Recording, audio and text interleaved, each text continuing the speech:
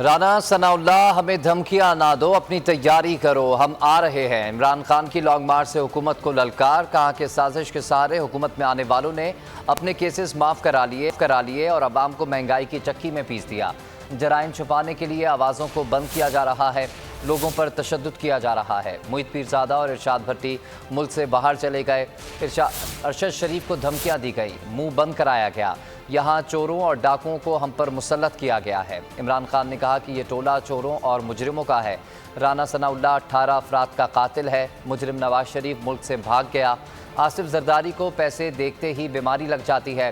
عمران خان نے کہا کہ اب پاکستان بدل رہا ہے، ہماری مائیں بہنیں بھی وطن کی حقیقی آزادی کے لیے باہر نکلی ہیں۔ رانا ثناء اللہ جیسے چوہے ہمیں یہ دھمکیاں نہ دو، یہ سارے چوروں کا ٹولہ اور مجرموں کا ٹولہ۔ ثناء اللہ جس نے 18 قتل کیے، شہباز شریف جس نے اربوں روپیہ لوٹا، نواز شریف جو اس کے ملک کا بھگوڑا، ملک چھوڑ کے بھاگ گیا، مجرم اس ملک کا، آصف زرداری جو اس ملک کی سب سے بڑی بیماری، پیسے دیکھ کے اس کو بیماری لگ جاتی ہے، وہ پیسے پکڑ لیتا ہے، اس طرح کا آدمی ہے وہ۔ یہ سارے چوروں کو اوپر بٹھا کے اب آپ نے فیصلہ کر لیا ہے کہ چوروں کا ساتھ دینا ہے تو معاف کرنا، ہم آپ کے ساتھ نہیں ہیں، قوم آپ کے ساتھ نہیں ہے۔ آج میرے سارے پاکستانی سن لو، آج پاکستان میں انسانوں کا نظام نہیں ہے، جانوروں کا نظام ہے۔ یہاں شیروں کو، ڈاکوؤں کو ہمارے اوپر مسلط کر دیا گیا۔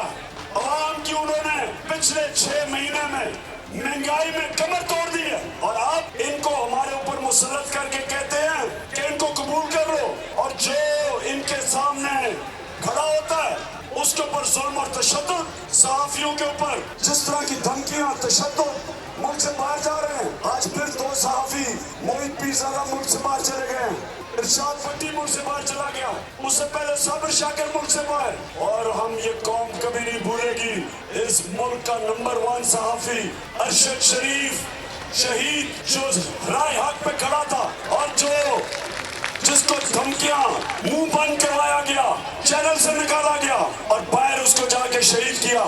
یہ جب تک ملک میں ہماری حقیقی آزادی کی تحریک کامیاب نہیں ہوتی، یہ اب تحریک رکنے نہیں لگی۔ میری بہنیں، فیملیز، یہ سب سے خوشائن چیز ہے کہ آپ سب شرکت کر رہے ہیں ایک انقلاب میں، آپ کی آنکھوں کے سامنے پاکستان بدل رہا ہے۔ آج بھی کہتا ہوں کہ ایک چیز ہونا چاہیے، صاف اور شفاف الیکشن۔ جو پاکستان کی عوام فیصلہ کرے وہ ہمیں قبول ہے۔ ملک کے بڑے بڑے ڈاکو جو ہمارے اوپر مسلط کیے گئے، جنہوں نے اربوں روپیہ خرچ کر کے لوگوں کے زمین خریدے، ہمارے لوٹوں کے، جو اس طرح بیٹھے ہوئے ہیں، ان کو قوم نہیں مانتی، امپورٹڈ حکومت کو نہیں مانتی قوم۔ پی ٹی آئی کا حقیقی آزادی مارچ صرف بول دکھا رہا ہے۔ 24 گھنٹے حقیقی آزادی مارچ، سب سے زیادہ ریلز اور سب سے زیادہ ریٹنگز کے ساتھ بول رہا نمبر 1۔ سبسکرائب کریں اور بیل دبائیں تاکہ کوئی خبر رہ نہ جائے۔